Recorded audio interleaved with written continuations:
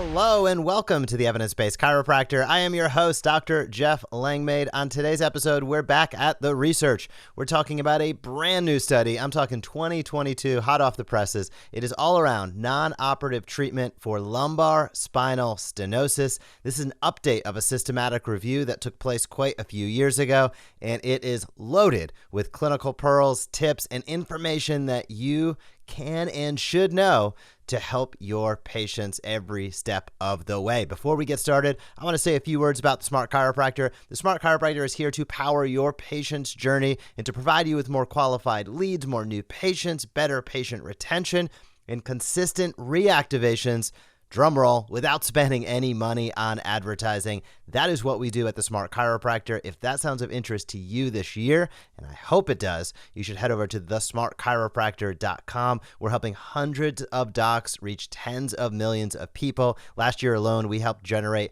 tens of thousands of patient reactivations, thousands of new patients into our docs' offices, and we would love to have that conversation with you. Thesmartchiropractor.com. But as I said at the top today, we're talking research on this podcast, and this is a new study by BMJ. It is titled Non-Operative Treatment for Lumbar Spinal Stenosis with Neurogenic Claudication, an updated systematic review, and this came out in 2022. So lumbar stenosis, we're probably all super familiar with this at this point in time. It is the number one reason why U.S. adults have spine surgery, and the neurogenic claudication component. It's characterized by bilateral or unilateral pain in the butt and lower extremity, discomfort, pain, weakness, and challenges with walking. The number one question I'd always ask my patients is, are you always looking for, if you go to the grocery store, are you leaning on that shopping cart or looking for a seat? And that seems to be a very practical question, where if they answer yes, chances are they, especially if they're older, chances are they're struggling with some form of lumbar stenosis. So how does this happen? Well, mostly age-related changes,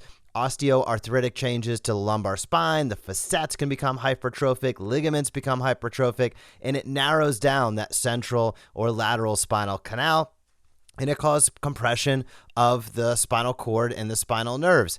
That's really the gist of it. So limited walking ability due to stenosis is associated with a significant decline in functional status, quality of life, and independence in people struggling with it. And this is really the challenge. Once you stop walking and you're starting to really slow down and become less mobile, quality of life goes down, functional ability goes down, and other stuff creeps in. I almost think of it like a hip surgery, which are done day in and day out.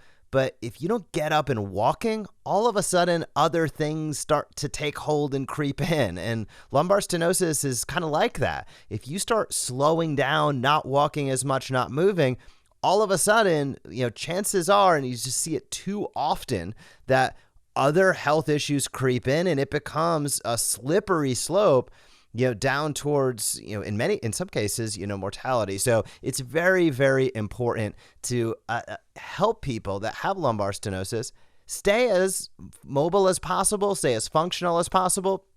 And this study does a great job breaking down some of that research. So they screened over 15,000 titles and abstracts and checked out 156 articles. It basically ended up with a little bit under 3,800 participants. Male and female were split just about equally, and a couple hundred that were non-disclosed as far as gender goes. The mean age of participants was 63 years old. Again, normally you see stenosis in an older population, specifically lumbar stenosis and neurogenic claudication. And the duration of the symptoms varied with a mean ranging from 12 weeks to 15 years. So generally speaking, an older population, symptomatology, pretty wide range. But a lot of people deal with this for a long period of time. I mean, even 12 weeks to 15 years, that's a huge, gulf between them. But 12 weeks is chronic. I mean, you're starting to get into that chronic. This is a chronic issue for millions and millions of people. So they looked at studies and oral medication, pregabalin, basically they found does not improve pain, distance walked, function, or global health status compared with placebo. And additionally, adverse events were reported in 64% of the pregabalin group. So if you hear people taking that, they might want to ask their doctor if that's the best medication for them. And they found another study where oral corticoids did not improve the outcomes in the short term compared to placebo. And there's just very low quality evidence that gabapentin can improve distance walking or pain compared to placebo. Medication just is not a very good treatment strategy if we just get down to it. Now, does this happen millions of times per day? Yep.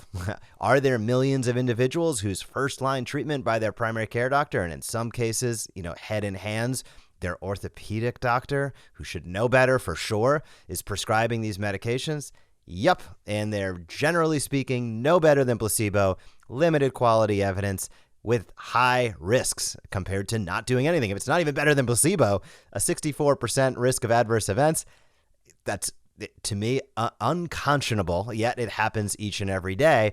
Important for us to know. So what they did find was vitamin B12 plus conservative treatment improves walking distance in the intermediate and long term compared with conservative treatment alone. So if you look at oral medication, I use medication loosely when we talk about B vitamins, but they found B vitamins can be helpful in addition to conservative treatment alone. So a little clinical pearl there to keep in mind. I think a lot of people, B vitamins can be helpful in a lot of different cases, and with the neurogenic claudication, interesting to know that it can potentially help there. So they also found there's moderate quality evidence from a trial that manual therapy and exercise provides superior and clinically important short-term improvements in symptoms and function compared with medical care. So that's a good one, right? Moderate quality evidence, I like that. Manual therapy and exercise, I like that.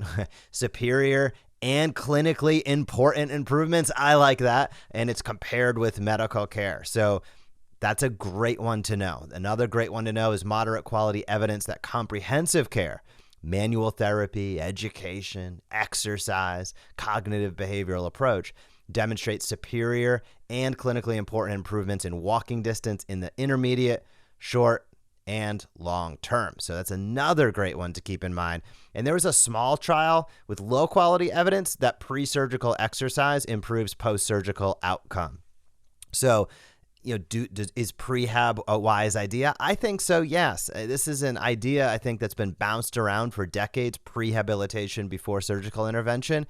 And I just have never seen it executed at any sort of real level, at a high level in any sort of large scale system that really leads to beneficial results. And I just think there's a lot of meat on that bone for all of us to be able to dive into. And here's the good news from a business point of view. That means there's no question you should be taking care of people with lumbar spinal stenosis as a primary point of contact as long as they don't have red flags. To me, that's unequivocal as far as what we're seeing in the research. Second part about it is if they fail, you should still go through a prehabilitation program to prepare them for the surgery. You don't just give up, let them decondition, go to surgery and hope for the best. This really is a continuity of care, and it's an opportunity to help people across their entire continuum of care, which I think is really, really important. So there was a meta-analysis that included a couple trials that showed laminectomy improves outcomes only at the 2-year follow-up compared with conservative care. One of these studies showed there was no difference in outcomes after 8 years. I think we've referenced that on this podcast in the past. Wild to think, but let me repeat that one more time. Surgical intervention. They did a laminectomy. They took the roof off. They did an incision. The patient's under anesthesia. The whole kit and caboodle. They probably billed out about $80,000 for the procedure, for probably a procedure that would take 30 minutes. And there is no difference in outcomes after 2 years, and one of them showed no difference after 8 years. So these are really big deals. And again, people in your community, most people believe that surgery is a fix. And I can tell you, working in multi-surgery groups with very, very well-esteemed surgeons, it's not. In cases of red flags, it is important and it can be life-saving. However, it is not a fix for a lot of these chronic conditions as people believe them to be.